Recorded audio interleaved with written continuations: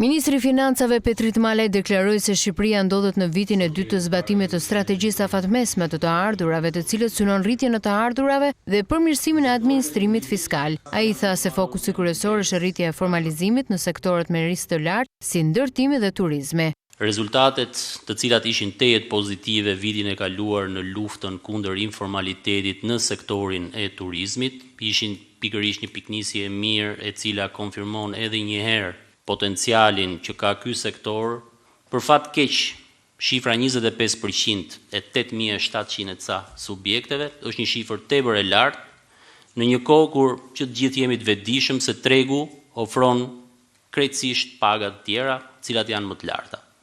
Drejtori i përgjithshëm i tatimeve Ilir Binaj tha se administrata tatimore ka nisur aksionin kundër informalitetit që në nëntor të 2025-s, duke dërguar mbi 13.000 mesazhe ndërgjegjësuese për subjektet e ndërtimit. Faza e dytë e këtij plani do të fokusohet te nënkontraktorët, të cilët nuk kanë reflektuar në lidhje me pagat dhe ndaj tyre do të bëhen rivlerësime me çmimet reale të shitjes. Faza e tretë e këtij plani do të fokusohet te ndërtuesit.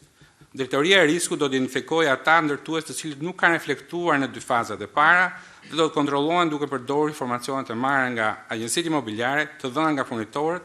Në agjencitë imobiliare janë evidentuar shkelje serioze si mungesë transparence në çmime, mosdeklarim pagash dhe moslëshim faturash tatimore. Aksioni do të zhvillohet në 3 faza dhe pritet të përfundojë në maj të vitit 2026, verifikimin e nënkontraktorëve, ndërtuesve dhe burimeve të financimit.